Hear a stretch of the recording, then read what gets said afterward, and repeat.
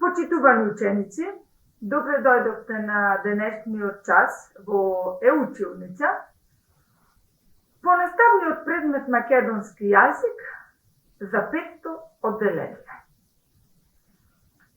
Денешната наставна содржина со која ќе се запознаеме е интерфункцијски знаци кај директниот говор, и тоа 2 точки, црта и наводници. Секој час има определени цели за реализација, па така, целите на овој час се следните. Ученикот да препознава директен и индиректен говор, да се способи правилно да ги употребува интерфункцијските знаци за директен говор и да преобразува дадена реченица од индиректен во директен говор. За реализација на оваа наставна содржина потребен материјал за работа се тетрадка и прибор за пишување.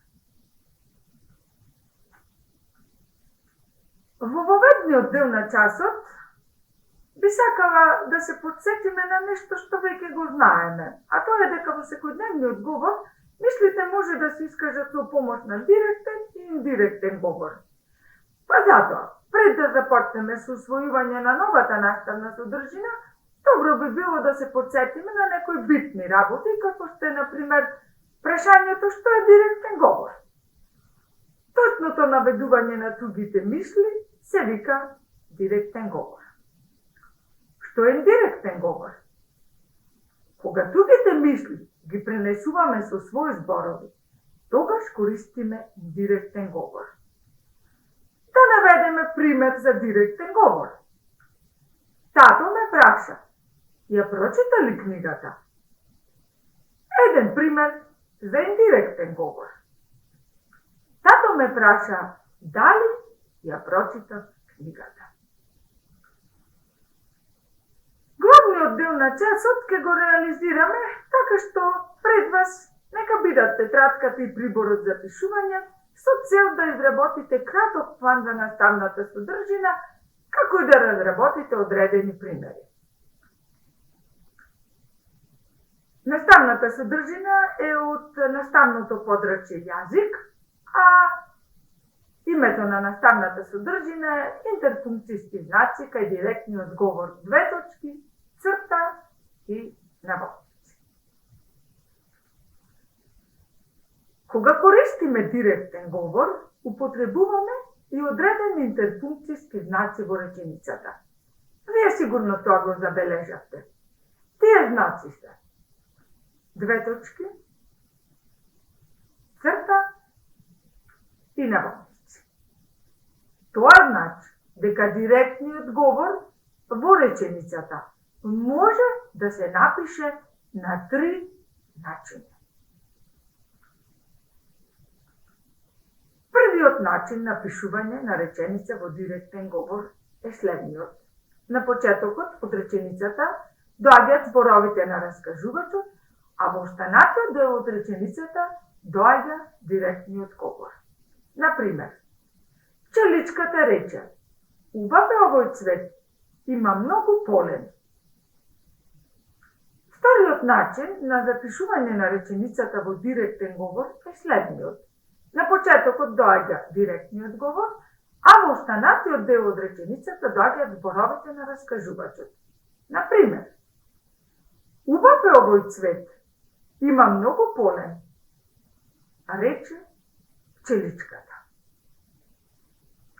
И третиот начин на запишување на реченицата во директен говор е кога на почетокот имаме директен говор, потоа следуваат зборовите на раскажувачот и на крајот повторно завршуваме со директен говор.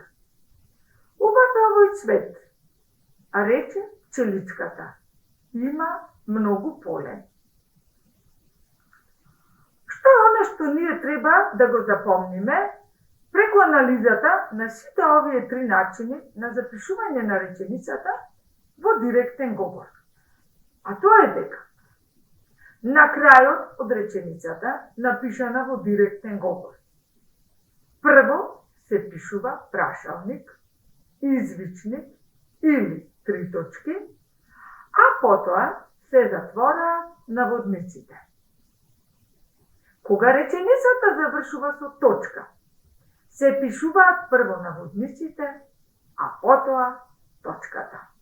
Ова се некои правила, правописни, кои мора да останат добро врезани во нашата меморија, затоа што често пати во секојдневната комуникација, особено писмената комуникација, се случуваат грешки токму при запишувањето на реченица во директен говор.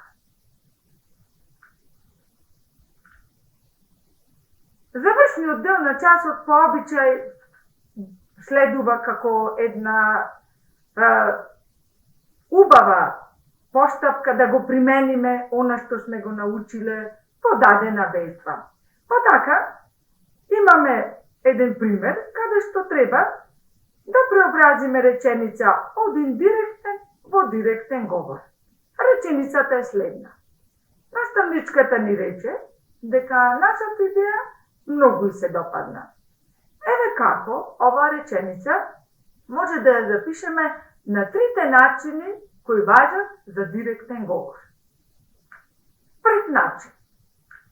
Наставничката рече: а вашата идеја многу ми се допадна. Втор начин. А вашата идеја многу ми се допадна, рече наставничката. И третиот начин. А вашата идеја, рече наставничката, многу ми се допадна. Самостојната активност, што вообичаено ја задаваме за домашна работа, ќе имаме и овде.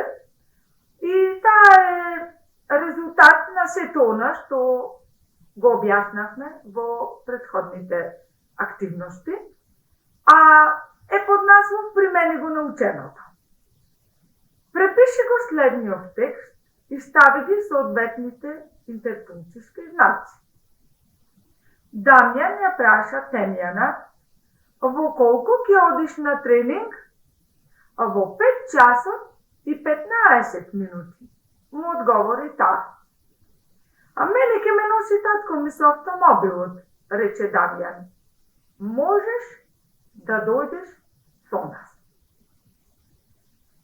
Активноста која што е зададена за домашна работа, обидете се да ја изработите според веќе објаснатите принципи и правила како треба да се пишува и да се применуваат интерпункцијските знаци кај директниот говор.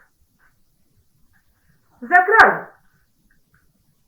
почитувани ученици, дојде време да процениме колку ви беше од корис оваа наша заедничка средба, по која ќе треба самостојно да се изработите за дадената домашна работа. За таа цел изберете и нацртајте во вашата тетрадка еден од символите што ќе го покажат следното. Зеленото символче покажува дека нашата заедничка средба била од голема корист вие да ја изработите успешно вашата домашна задача. Жолтото символче означува дека нашата заедничка средба била од корист, но не доволно за да можете самостојно да изработите вашата домашна задача. И црвеното символче означува дека нашата заедничка средба за жал не била доволна за вие да можете самостојно да ја изработите вашата домашна задача. Ве поздравувам и ви посакувам успешна работа во домашни услови.